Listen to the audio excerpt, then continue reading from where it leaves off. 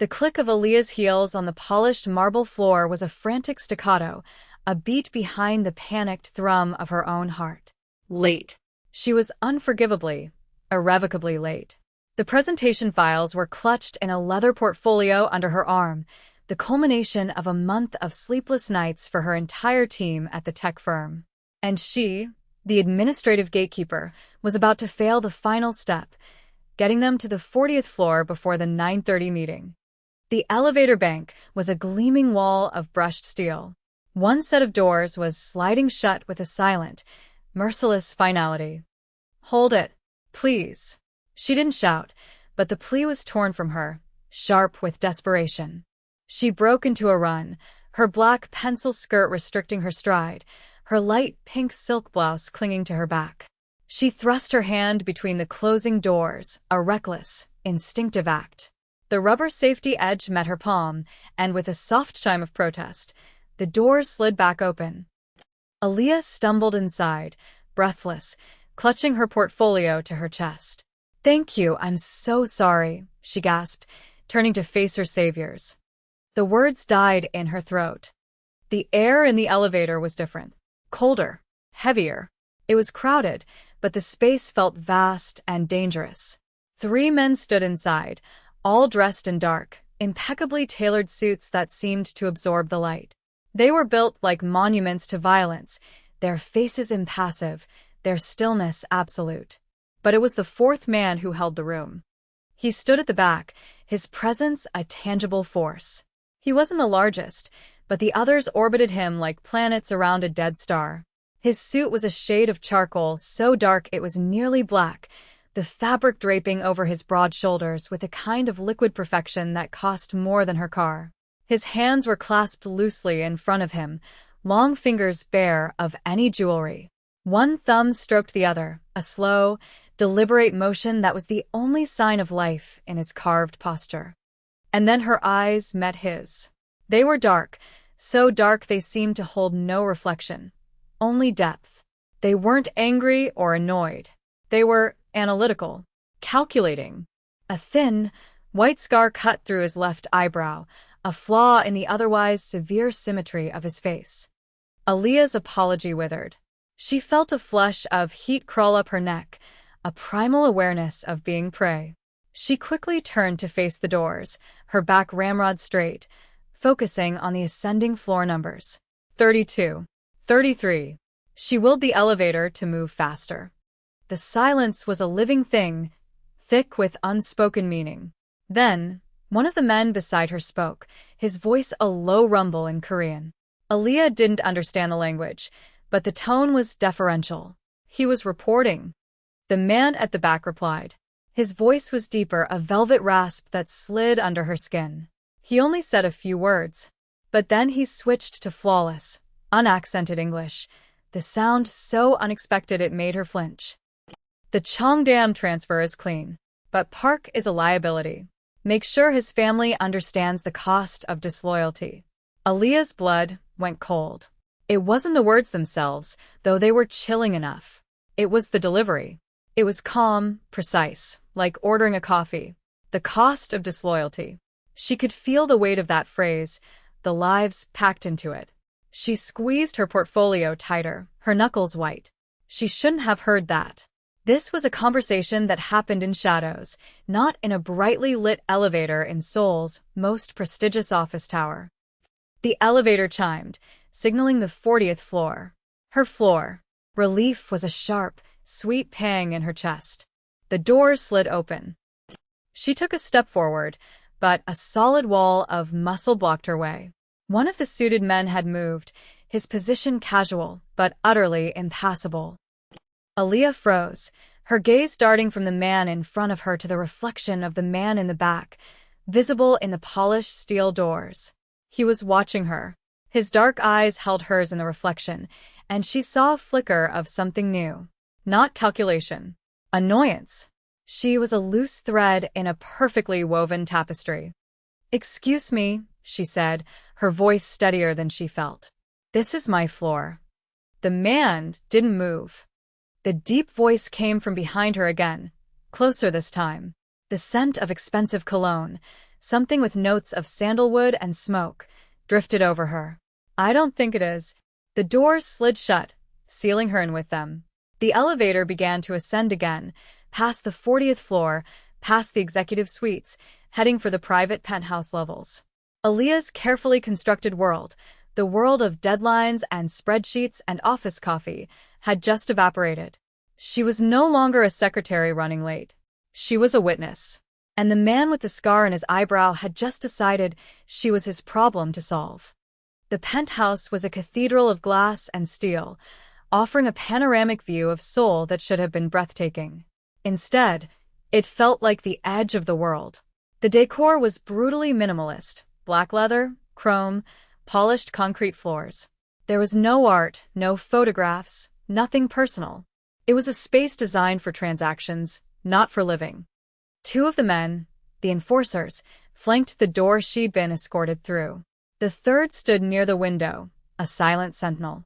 And Kwon Jin-woo, the man whose name she'd learned from a hissed conversation in the hallway, sat behind a massive black desk, observing her. He hadn't said a word since they'd left the elevator. He just watched, his stillness more unnerving than any threat. Aaliyah stood in the center of the room, her portfolio still clutched to her chest like a shield. Her initial panic had subsided, replaced by a cold, sharp clarity. Screaming would do nothing. Pleading would be a mistake. These men dealt in power, and she had none. All she had was her composure. "What do you want?" she asked, her voice even. He leaned forward slightly, placing his hands flat on the desk. They were elegant, lethal hands. "I want to know what you heard. I heard you tell someone to make sure a family understands something." It was vague. Corporate jargon. I assumed she met his gaze directly, holding it. A lie, but a plausible one. Show no fear. Show no knowledge. A ghost of a smile touched his lips, but it didn't reach his eyes. "You're a terrible liar, Ms." He paused, letting the silence stretch. "My name is Aaliyah, and my boss is expecting these files." She gestured with the portfolio. "He'll send security if I don't arrive." Another lie. Her boss, Mr. Henderson, was a timid man who would likely assume she'd quit without notice before he'd ever confront anyone. "Your boss has already been informed that you were called away for a family emergency," Jin-woo said smoothly. "Your personal effects will be delivered to your apartment this evening. You've been very generously compensated for your abrupt resignation." The floor dropped out from under her. He had erased her. In the span of 30 minutes, he had plucked her from her life, severed her connections, and rewritten her reality. This wasn't just a conversation, it was a cage. "Why?" she asked, the single word feeling small in the cavernous room. "Because you are a complication," he said, rising from his chair. He moved with a predator's grace, circling the desk to stand before her. He was taller than she'd realized, his presence commanding the space around him. "And I eliminate complications." He reached out, not to touch her, but to take the portfolio from her grasp. His fingers brushed against hers, and the contact was like an electric shock. His skin was cool. He tossed the portfolio onto the desk without looking at it. Its contents were irrelevant. She was the content he was interested in. "You're an administrative assistant at a mid-level tech import company," he continued, his voice low. "You live alone in a small apartment in Itaewon. You have no family in Korea. You are, for all intents and purposes, invisible. A perfect witness, or a perfect victim." He was so close now she could see the fine texture of the wool in his suit, the way the scar tissue pulled his eyebrow into a permanent state of faint disapproval. "What do you want from me?" she repeated, her voice a little less steady this time. For now, silence. And stillness. He gestured to one of the leather sofas. "Seat. Don't speak unless spoken to. Don't move unless told. We have business to attend to. When it is concluded, I will decide what to do with you." That was when the first explosion rocked the building. The floor shuddered, and the vast wall of glass trembled, a deep groan echoing through the steel frame. A car alarm began to shriek from the street far below. Jin-woo's men moved instantly, a blur of disciplined motion. Two drew weapons from inside their jackets, moving to flank the windows, peering down. The third spoke urgently into a device on his wrist. Jin-woo didn't flinch. He didn't even look at the window. His dark eyes were locked on Aaliyah, watching her reaction. She had instinctively dropped into a crouch, her heart hammering against her ribs. Rivals, Jin-woo said, the word laced with a cold fury.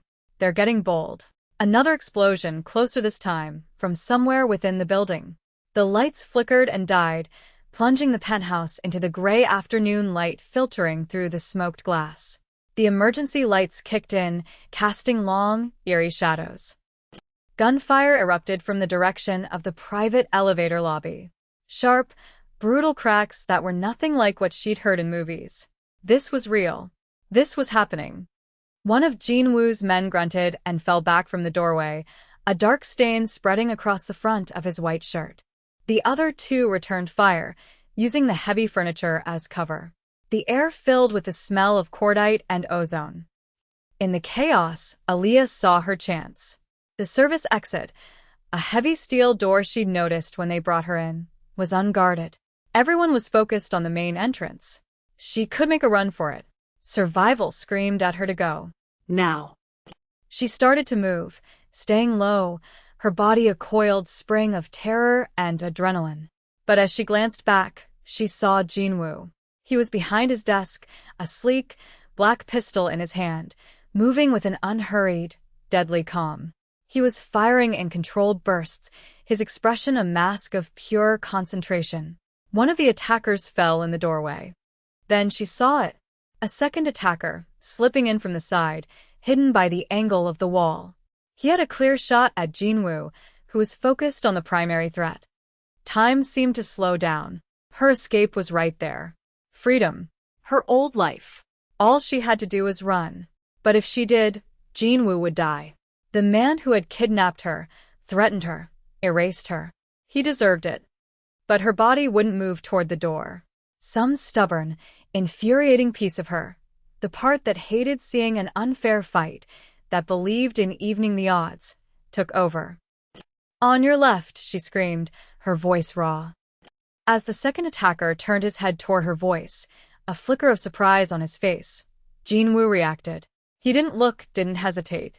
He pivoted, a fluid, economical motion, and fired twice. The man crumpled to the ground. The firefight was over as quickly as it had begun. The silence that fell was heavier than the noise had been.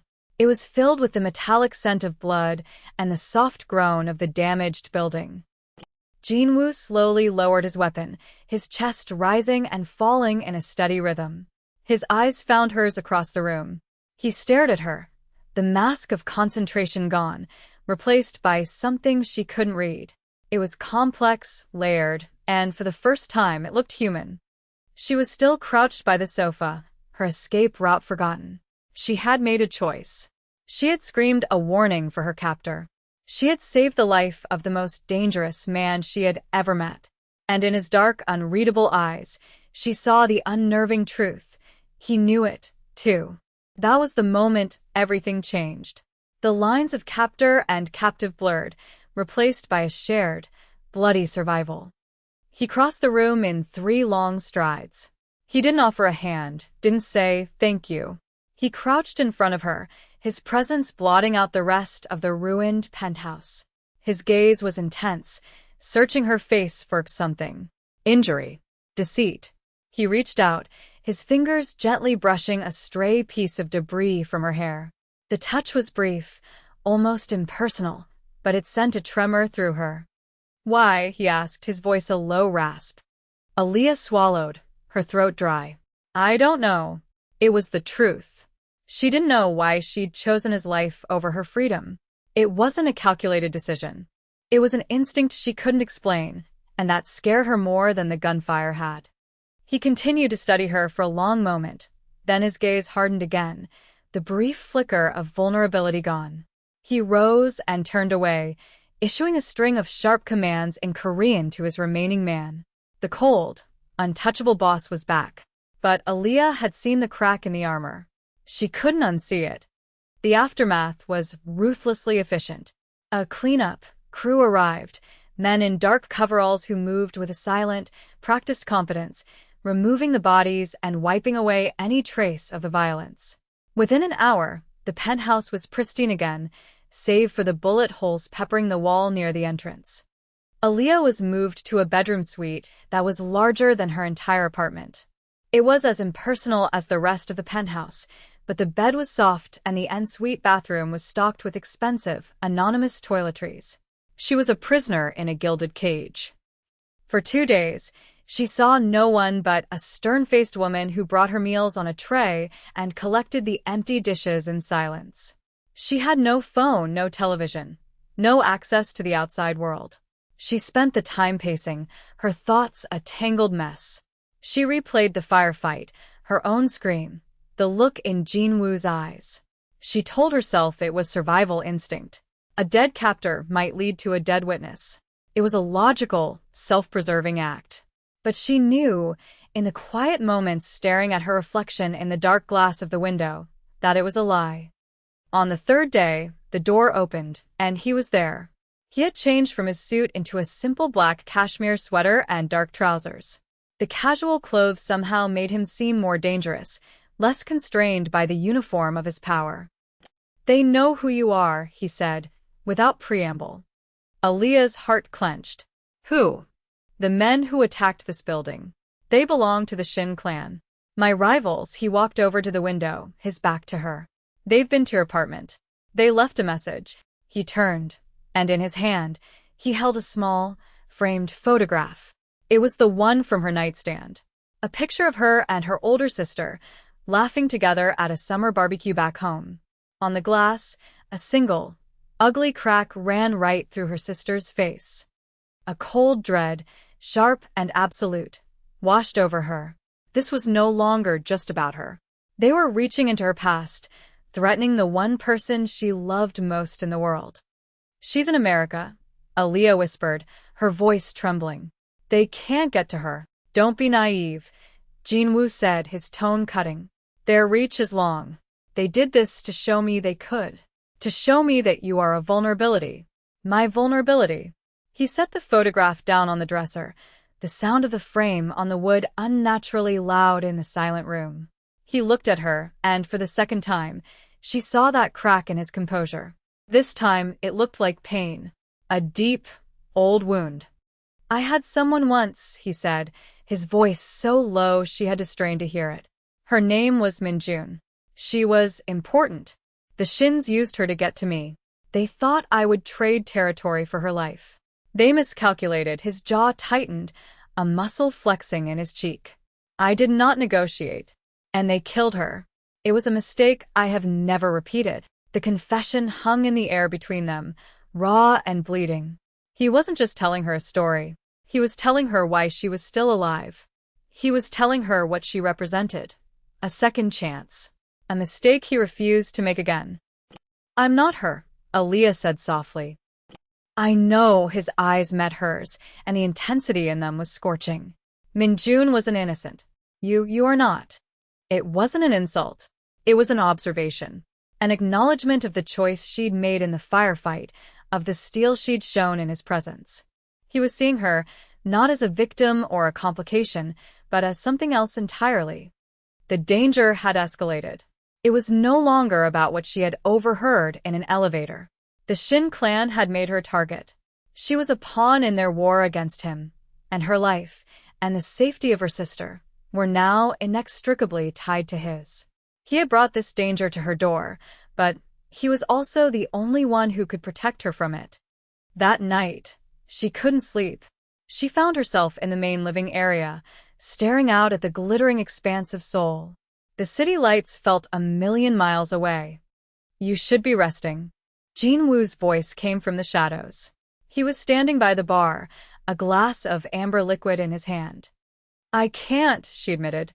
"I keep seeing that picture." He walked over to stand beside her at the window. They stood in silence for a long time, two disparate souls bound by violence, looking out at a world that no longer felt safe. "They will not touch your sister," he said. It was not a reassurance. It was a vow. "I sent my best men to her. She is under my protection now. She will never know she was in danger." Relief and violation warred within her. He was invading her life, her family's life, but He was doing it to keep them safe from a threat he had created. The morality of it was a tangled knot she couldn't begin to unravel. "Thank you," she said, the words feeling inadequate. He turned to face her, his shoulder almost brushing hers. The proximity was electric. "Do not thank me. This is my debt to pay." "This isn't your debt. It's your war. You are part of it now," he stated simply. "When you shouted, you chose a side." "I chose to live," she countered, though the words felt weak even to her. "Did you?" He took a step closer, and her breath hitched. His dark eyes searched hers, demanding an honesty she wasn't ready to give. "I told myself that keeping you here was a tactical decision. To control a liability." He paused, the silence stretching taut between them. "I have been lying to myself." There it was. A confession, more intimate and dangerous than any declaration of love.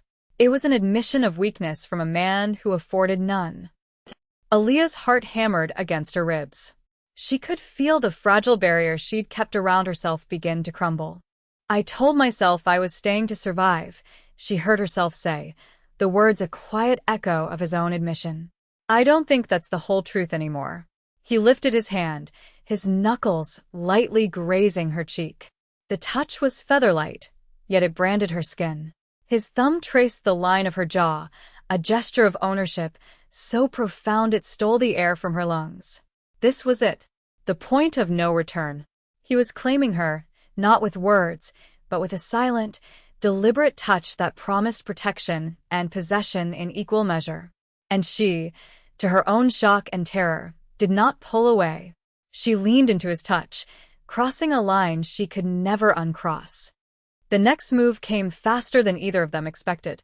Jinwoo captured one of the Shin clan's lieutenants, a man named Choi, who had personally overseen the intimidation at Aaliyah's apartment. He was brought to a sterile, soundproofed room in the sub-basement of the tower. It was a place of cold concrete and harsh fluorescent light, a place where Jinwoo's empire showed its brutal foundations.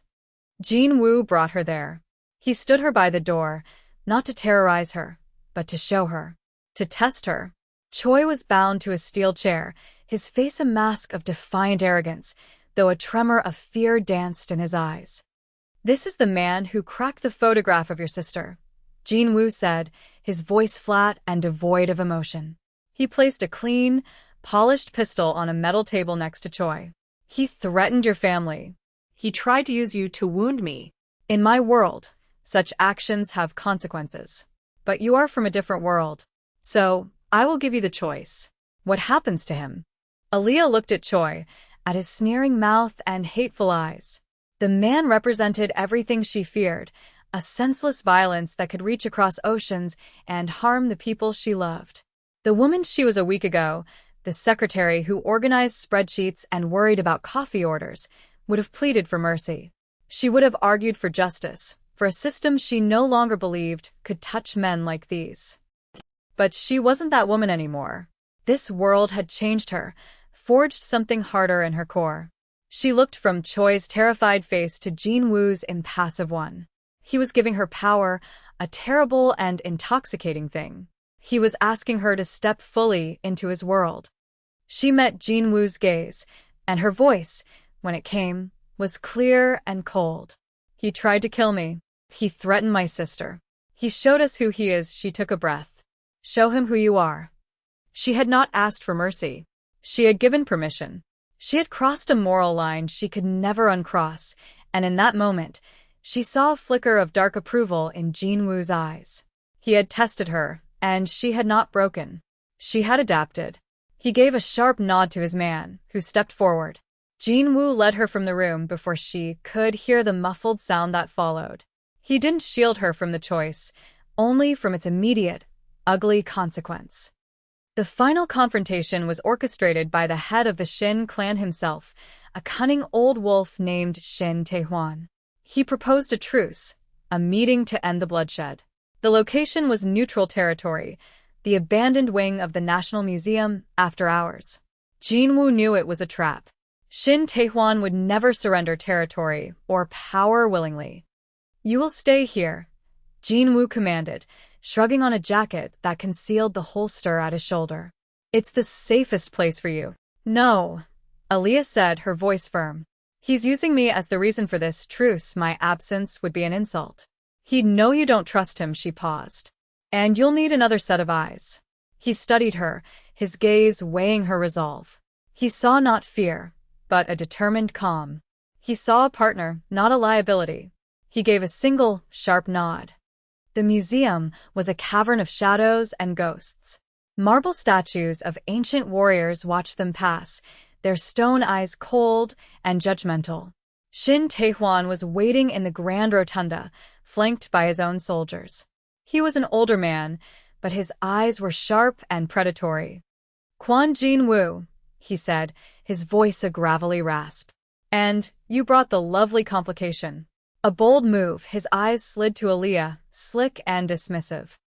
They spoke in formalities, their words layered with threats and veiled insults. Aaliyah stood slightly behind Jin-woo, her senses on high alert. She wasn't listening to the words. She was watching. She watched Shin's men, their posture, the way their eyes darted toward the upper balconies. She remembered something Jin-woo had told her, a small detail about how the Shin clan operated. They prefer to strike from above. An old-fashioned, honorless tactic, in his view. As Jin-woo and Shin Tae-hwan reached a stalemate in their verbal sparring, Aaliyah saw it. A glint of light from the second-floor balcony, reflecting off something metallic. A rifle scope. At the same time, she noticed Shin Tae-hwan subtly shift his weight to his back foot, a classic duelist's prep step. He was bracing himself. The signal. She didn't have time to shout. Jin-woo was in the sniper's direct line of fire. Acting on pure instinct, she grabbed a heavy bronze vase from a nearby pedestal and hurled it with all her strength at a glass display case on the far side of the rotunda. The sound of shattering glass was explosive in the echoing hall. It was the perfect diversion. Every head, including the snipers, whipped toward the sound for a split second. That was all Jin-woo needed. In that instant he moved. He drew his weapon and fired, not at Shin Tae-hwan, but at the two bodyguards closest to him. The sniper on the balcony fired a moment later, the bullet screaming through the air where Jin-woo's head had been, shattering a marble bust behind him. The rotunda erupted into a symphony of chaos and gunfire. Aaliyah dropped to the floor, crawling behind a thick marble column. She had done it again.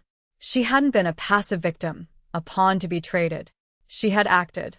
She had seen the threat and created the opening. She had saved him. The fight was brutal and short. Jin-woo moved through the violence like it was his native element, a dancer in a storm of bullets. When the silence fell, only he and his men were left standing. Shin Tae-hwan lay on the marble floor, his reign of terror finally over. Jin-woo walked over to her, his face grim, his weapon still held loosely at his side. He checked her for injuries with a sweep of his eyes, the concern in them raw and unguarded. "You are unharmed?" he asked, his voice tight. She nodded, her body trembling with adrenaline. He holstered his weapon and held out his hand. She took it, and he pulled her to her feet. He didn't let go. His thumb stroked the back of her hand, a small, possessive gesture in the midst of the carnage. The cost had been paid, in blood and bullets, on the cold museum floor. The threat was gone. He looked at her, and for the first time, there were no masks, no walls. There was only a man looking at the woman who had seen the very worst of him and had not only stayed but had fought beside him. "My world has always been a solitary one," he said, his voice low and rough, "built on loyalty and fear. I never expected this." He gestured vaguely at her, at them, at the impossible connection forged between them. He didn't have the words for love or affection. They were foreign to him. So he used the language he knew, the language of his empire. "Everything I have," he said, his dark eyes holding hers. "My territory, my name, my life. It is all yours, if you will have it." It was not a proposal. It was a transfer of power, a coronation. He was laying his entire world at her feet. Later, they stood on the balcony of the penthouse. The city lights of Seoul spread out below them like a carpet of fallen stars. The air was cool and clean. The silence between them was no longer heavy with unspoken threats, but filled with a quiet, profound understanding. Her hand was in his grip firm and certain. This was her choice. She could have demanded he let her go, that he send her back to a life of quiet normalcy. But she knew she could never go back. She had seen too much, done too much. The woman she used to be was a ghost. She looked at his face, at the severe lines softened by the city lights, at the scar that no longer seemed like a flaw, but a part of the man she had chosen. This was a dangerous life, a world of shadows and violence. But it was also a world where she was seen, where she was valued, where she had power. She tightened her grip on his hand. She didn't say yes. She didn't need to. Her choice was in her touch, in the way she stood beside him. No longer a captive, but a queen surveying her new, perilous kingdom. It wasn't a fairy tale ending. It was something far more real, and infinitely more dangerous. And it was hers.